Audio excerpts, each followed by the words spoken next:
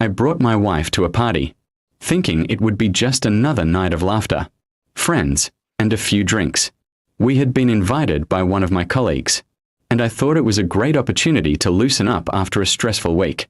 She seemed excited as she got dressed, spending extra time choosing her outfit.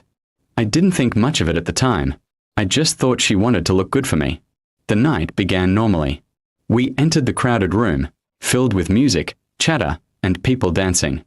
I introduced her to some of my friends and colleagues, and everything seemed fine. She smiled, laughed, and even held my hand for a while. But as the hours passed, I noticed something change. She became less interested in talking to me and more focused on mingling with strangers. At first, I told myself not to overthink it. After all, it was a party. Everyone was supposed to socialize. But then I saw her laughing a little too much at another man's jokes. He was tall, charming, and clearly knew how to grab attention. I watched as she leaned in close, her hand brushing his arm.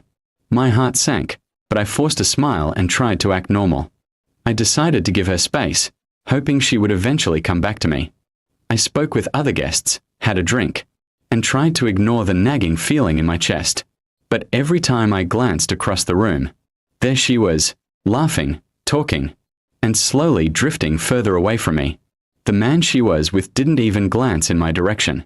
It was as if I didn't exist. As the night went on, she barely spent time by my side. When I asked her to dance, she said she was too tired, yet moments later, I saw her swaying on the dance floor with him. It was like a knife twisting in my chest.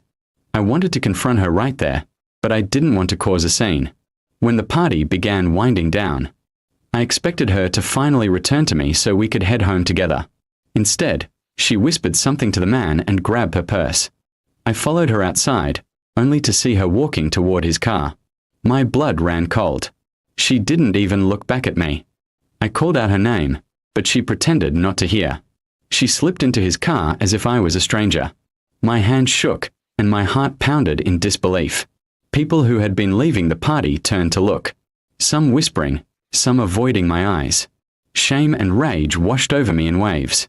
I stood frozen, unable to process what had just happened. My wife, my partner of years, had left me at a party to go home with another man. No explanations, no excuses, nothing. Just betrayal carved into the night.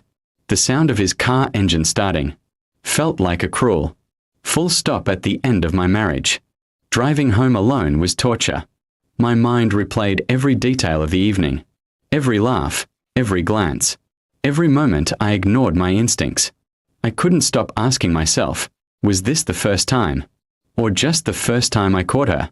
When I got home, her absence was louder than any argument we had ever had. Her things were still there, but it already felt like she had chosen another life. I sat on the couch, staring at the door, half expecting her to walk in with excuses. She never did. The next morning, she came back as if nothing had happened. Her calmness was chilling. She told me she needed freedom, and that last night made her realize. She wanted something different. She didn't apologize. She didn't even look guilty. She simply admitted it like she had rehearsed it for weeks. I felt my world collapse.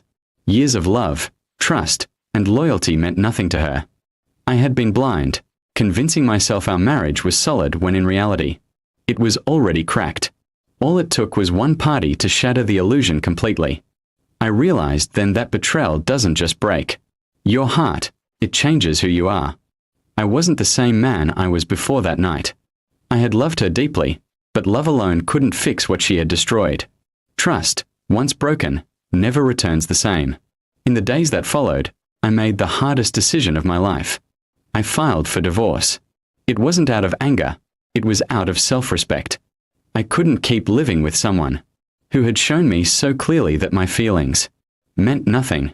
Her betrayal taught me a painful but valuable lesson. Sometimes the person you trust most is capable of hurting you in the deepest way. And sometimes, the only way to survive that kind of pain is to let them go forever. In the end, I signed the divorce papers with a heavy heart, closing the door on a marriage that had once meant everything to me, but had been destroyed in one night of betrayal. And though the pain still lingers, I know walking away was the only way to protect my dignity and find peace again.